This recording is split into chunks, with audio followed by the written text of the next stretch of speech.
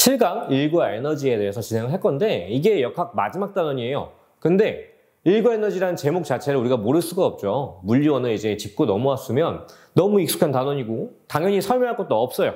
근데 이제 물리2니까 뭔가 이제 달라진 게 있긴 있겠죠. 조금이라도. 그래서 그 조금의 달라짐에 대해서 설명을 진행을 해볼 건데 달라진 게 뭐냐? 이제 역학 파트 맨 처음 시작했던 거랑 마찬가지로 문제 상황에 대한 해석이 직선상인 1차원에서 평면 2차원으로 바뀌었다. 이렇게 보시면 돼요. 그래서 우리가 이 물리2에서 가장 학생들이 힘들게 하는 게 포물선 같은 건데 그 포물선에서의 역학적 에너지 보존을 따져봅시다.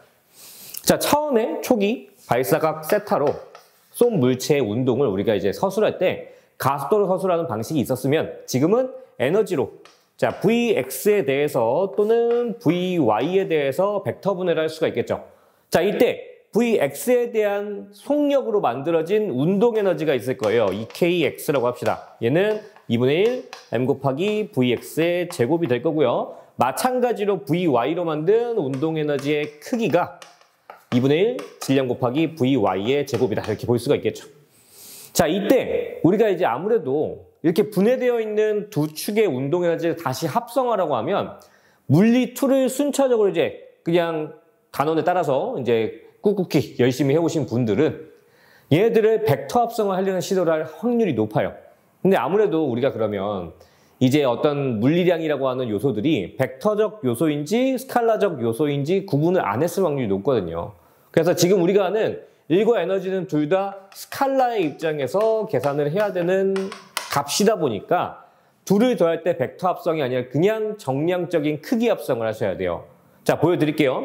처음에 이쪽에 이제 쏘아진 V0의 초기 속도가 있다고 했을 때 그러면 방향성 상관없이 속력에 대한 운동 에너지는 2분의 1 mv0 제곱이 되겠죠. 이 K는.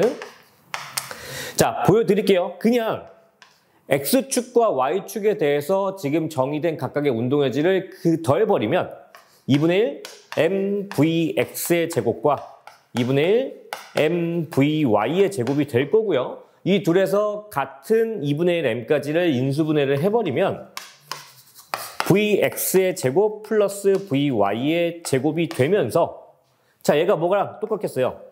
얘가 처음에 있던 v0 제곱과 벡터 합성식이랑 똑같겠죠. 그래서 얘가 그냥 v0의 제곱이 되면 첫 번째 있는 식이랑 같다는 걸 볼 수가 있기 때문에 에너지적 합성을 할 때는 그냥 더해야 된다는 게 증명이 되는 거예요. 이미 각 축의 성분을 분리할 때 벡터 분해가 돼 있는 상태이기 때문에 다시 합성할 때는 그냥 스칼라 합성이 풀이 방향이 되는 거죠. 자, 그래서 해석이 또 어떻게 들어가냐? 얘가 이제 올라가다 보면 최고점이라는 순간이 생기죠. 이 최고점에서는 뭐가 있겠어요? 아직 Vx가 자, 보존돼 있겠죠. 항상. 앞에 역학 파트에서도 가속도 파트에서도 이게 중요했었는데 그럼 뭐가 없어졌으니까 최고점의 특징인 Vy가 0이 된 순간이니까 Vy에 대한 초기 운동 에너지가 0이 된 거예요. 속력이 없으니까. 그러면 걔가 어디로 갔냐? 이 당시에 포텐셜 에너지로 바뀌었다. 자, 색깔을 구분을 좀 합시다. 지금 여기에 있는 이 에너지가 이 순간에 포텐셜 에너지로 전환됐다. 이렇게 볼 수가 있어요. 그래서 우리가 포물선 2차원 운동에서 에너지 전환, 역학적 에너지 보존을 풀 때는 얘만 Y축에 대한 운동 에너지만 포텐셜로 반대로 포텐셜을 Y축의 운동 에너지로만 연직 운동으로 해석을 하시면 에너지 보존은 계속 진행된다는 걸 증명을 할 수가 있습니다. 이거 외에는 딱히 어려운 파트는 없어요. 아, 또 하나 더 있다 치면 자, 단진동에 대해서 해볼까요? 지금 얘뿐만 아니라 우리가 단진동에 대한 문제도 많이 풀 상황이 있을 건데 자, 그냥 풀이 기법만 한번 짚고 넘어가면 딱히 어려울 건 없어요. 자, 여기 봤을 때 자, X축으로 얼마큼 이제 움직여 있는 거죠. 세타만큼 기울어가지고 자, 그때 얘가 이제 시간이 지나면 최하점에 내려와서 움직이겠죠. 그리고 다시 올라가서 멈추고 왔다 갔다 단진동을 할 건데 자, 이때 얘가 포텐셜 에너지를 갖고 있는 상태에서 내려오면서 운동 에너지를 만들어 줄 거잖아요. 그때 이 내려갈 수 있는 가장 아랫부분을 포텐셜의 기준면 삼아서 높이가 0이다. 실제로 문제 상황에서 밑에 바닥, 지면이 있다 하더라도 지면을 기준면으로 두는 게 아니라 이 추가 만들 수 있는 최하점을 기준으로 두면 여기서 위치 에너지가 0이라고 볼 수가 있잖아요. 포텐셜이. 그러니까 여기서 그냥 높이차에 대한 포텐셜 변화만 에너지 보존을 사용하시면 수학적인 풀이는 쉬운데, 자, 뭐가 짚고 가야 되는 부분이냐? 실의 길이를 줄 거예요. 자, 그러면 우리가 이 실의 길이를 통해서 뭐를 구할 수 있냐면 여기 높이차 H라고 할까요? H를 정의를 할 수가 있거든요. 자, 이 H는 간격상 여기서 이만큼이랑 똑같은 거잖아요. 그렇죠? 그럼 우리는 얘가 최하점 지날 때도 실의 길이는 여전히 L일 건데 L에서 위에 있는 이만큼을 빼주면 밑에 있는 H를 정의를 할 수가 있게 돼요. 따라서 H는 전체 실의 길이에서 이만큼을 빼줘야 되는데 제가 뭘로 표현이 되겠어요? 좀 수학적으로 많이 좀 공부가 돼 있는 분들은 눈에 딱 봐도 여기 직각삼각형이 있으니까 얘가 L 코사인 세타다. 이게 보이실 거예요. 그래서 밑에다가 L 코사인 세타를 해주면 L로 묶었을 때 1 마이너스 코사인 세타가 된다고 볼 수가 있겠죠. 자, 해서 이런 포텐셜 에너지 변화량을 칠 때 예를 들면 이런 거죠. MGH가 2분의 mv제곱이다 했던 에너지 보존식이 코사인 세타가 2분의 1 mv제곱이 된다. 이런 식으로 바뀐다. 이런 사실만 알고 계시면 문제 풀 때 그냥 활용하면 돼요. 웬만하면 물리2가 오히려 이제 문제적 난이도는 쉬울 수가 있어요. 원체 기본 이제 이론적인 난이도가 높다 보니까 문제 유형적인 측면에서는 대표 유형만 나오니까 상대적으로 이제 물리1보다 같은 단원이더라도 이제 문제가 좀 쉽게 풀리는 경우가 많을 거다. 이렇게 얘기를 할 수가 있죠. 자, 여기까지 하고 한번 지운 다음에 이 파트에서 이제 추가되는 단진동이라는 게 지금 물리2에서 물리학2로 바뀌면서 요약이 좀 많이 됐어요. 근데 그 요약된 부분까지 한번 짚어보고 필요한 부분만 요약해서 마무리를 해봅시다. 일단 칠판을 지우고. 자, 우리가 단진동이라고 하면 그냥 스탠드에 줄이 묶여서 왔다 갔다 하는 걸 생각하지만 단진동의 큰 의미, 이제 본질적인 의미로 보면 어떤 특정 구간을 왕복 운동에서 운동 상태가 유지되는 그런 진자 형태의 모든 것을 단진동이라고 할 거예요. 그래서 일반화를 시킬 건데, 자, 여기서 모든 단진동의 형태를 원운동으로 볼 거예요. 왜냐하면 원운동 같은 경우에, 자, 예를 들어서 여기서 얘가 접선방을 이렇게 움직여서 위로 가서 여기서 이렇게 움직이고 이제 한 바퀴를 계속 돌면서 반복이 될 거잖아요. 그렇죠? 그래서 얘 위치를 단순하게 Y축에 대해서 시간축에 대해서 설명을 하게 되면 0초일 때 0에 있을 거고 얘가 특정 시간이 지나서 90도가 되고 그 다음에 오고 이게 반복되겠죠. 그래서 뭐가 그려지는 걸 볼 수가 있냐? 사인 그래프가 그려지는 걸 볼 수가 있어요. 근데 지금 우리가 하려는 게 얘가 2차원 면상에서 운동하지만 한쪽 축만 변위를 보고 시간에 따른 변위를 볼 거기 때문에 이런 식의 그래프가 나오는 거죠. 자, 그러면 여기서 시간 변수가 들어가야 되는데 우리가 오메가라고 하는 걸 원운동에서 배웠죠. 오메가는 t분의 세타가 순간 각속도다 이렇게 볼 수가 있는데 우리는 순간값을 구하는 게 이제 미분 개념이 들어가니까 아무래도 얘를 2파이를 t로 나눈 형태로 많이 풀었단 말이죠. 근데 지금은 이 개념이 필요한 거예요. 자, 얘를 세타 는 걸로 바꾸면 오메가 t가 나와서 위에 있는 사인 세타라고 하는 값이 사인 오메가 t 시간 변수가 들어간 형태로도 표현이 가능하고 이게 같은 값이다 이렇게 설명을 할 수가 있죠. 자, 그 다음에 얘가 최대 최소값이 있을 건데 위아래 똑같겠죠. 그런데 지금 우리는 저 운동에 대한 값을 그래프화 시킨 거니까 사인에 해당되는 최대값 1-1이 아니라 이 운동에 대한 반지름이 이제 계산이 될 거고요. 이때 얘는 파동의 형태를 비유를 많이 하기 때문에 대개 이 반지름을 A라는 기호를 많이 씁니다. 원래 진폭 기호죠. 그래서 진폭인 A와 마이너스 A로 얘가 위아래로 왔다 갔다 하는 시간에 따른 진동을 표현할 거예요. 자, 그래서 얘를 일반화시키면 뭐 X든 Y든 상관없는데 지금 Y로 했으니까 Y 변이가 시간에 따라서 진폭 A에 대해서 사인 오메가 T로 진동을 하고 있다. 이렇게 설명을 하는 거죠. 자, 해서 얘가 변위에 대한 시간 함수가 표현이 된 거예요. 그러면 이제 이 함수를 어떻게 할 거냐? 시간에 대해서 미분이 들어갈 겁니다. 그러니까 예전에는 이런 것들이 한번 짚고 가야 되는 상황이었어요. 그러니까 좀 어렵다고 볼 수 있는데 결과적으로는 결과식만 중요하니까 증명 과정이 문제 푸는데 많이 관여한다거나 필요하다거나 그런 상황은 아니었어요. 그때도 최소한의 이론만 가지고 문제를 풀 수 있는 상황이었는데 이 증명 과정이 지금 아예 사라졌다면 그때는 살아 있었으니까 한번 짚고 가야 되는 어떤 심리적인 압박감이 있었던 거죠. 이것도 뭐 알아야 되지 않을까 이런. 자, 어쨌든 보세요. 자, 위에 있는 애를 이 t라는 변수에 대해서 미분을 해야 되는데 이 삼각함수라고 하는 사인값 안에 변수가 들어있으면 미분법이 일단 개수 앞에 있는 a는 그대로 앞으로 빠지고요.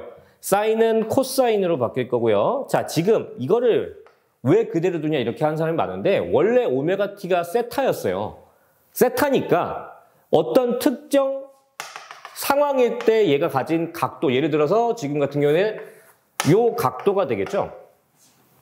저 순간에 변위를 보고 얘를 미분한 이유가 시간에 따른 속력의 개념으로 바꾸려고, 속도의 개념을 바꾸려고 했던 건데 저 순간의 속도를 보고 저 순간의 가속도를 볼 거기 때문에 위치적인 값은 오메가 t라는 세타라는 값은 다 똑같아야 되는 거예요. 그래서 변화가 없어요.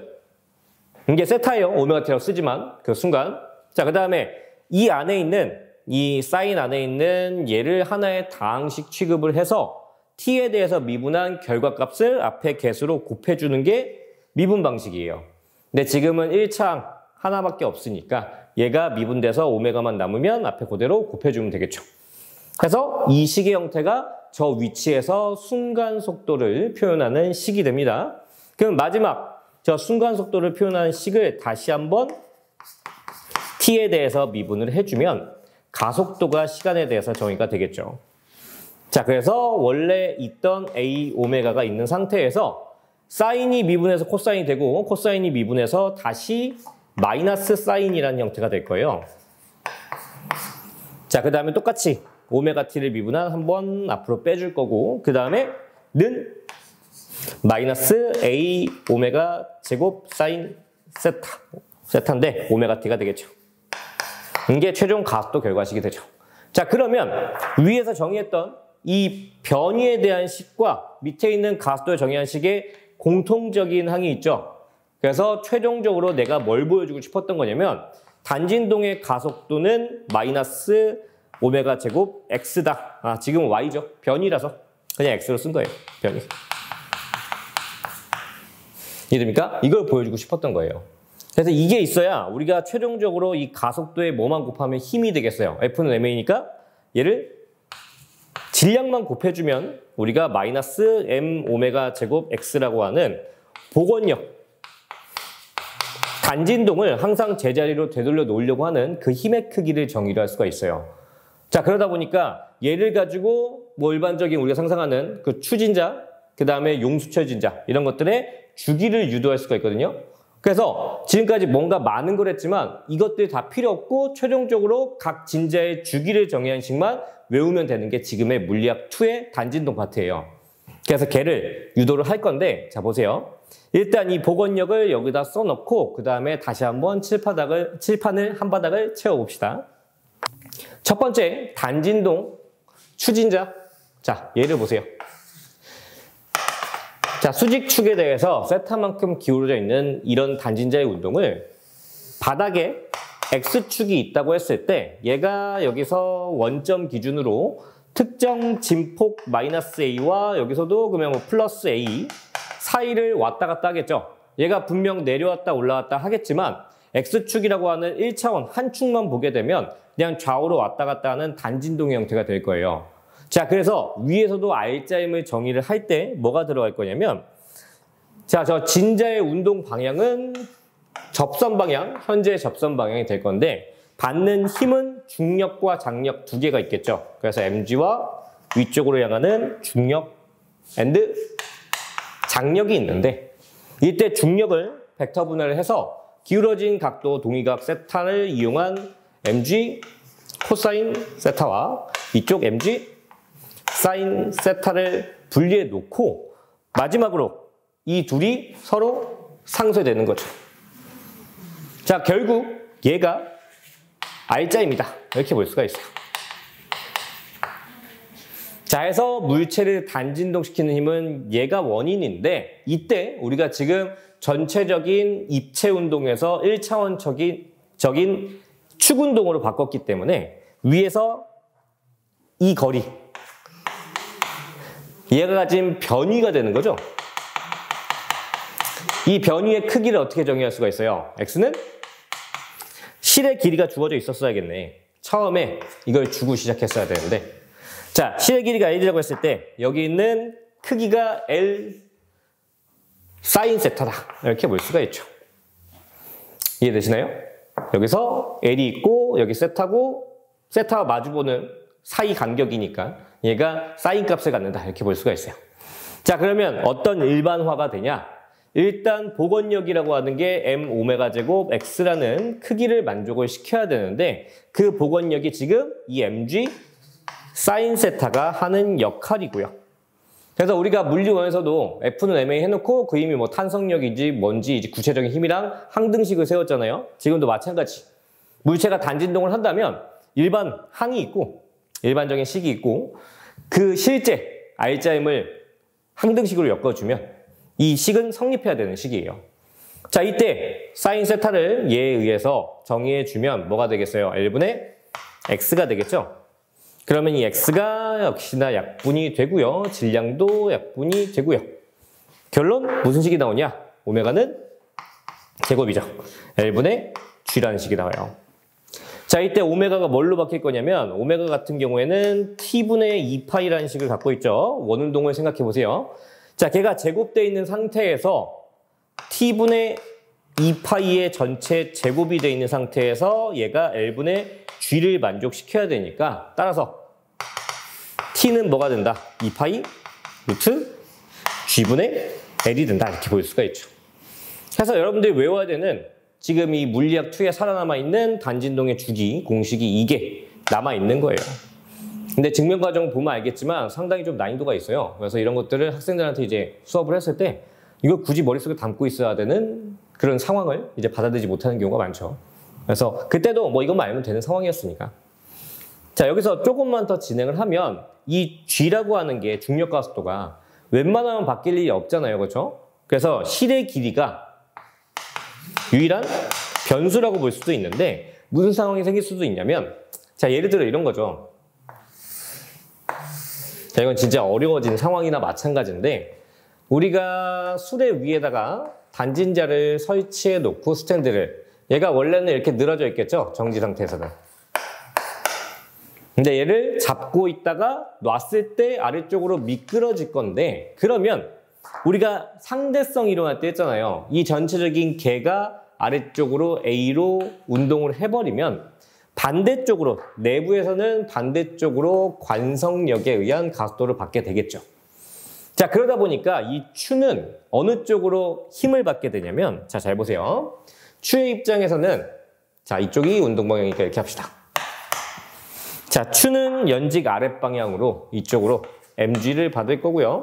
이 mg가 이쪽 방향으로 빗변 기울기에 대한 mg 사인 세타와 이쪽 방향으로 mg 코사인 세타, 이런 게 있었는데, 문제는 위쪽으로 뭐가 생겼어요? ma가 생겼죠.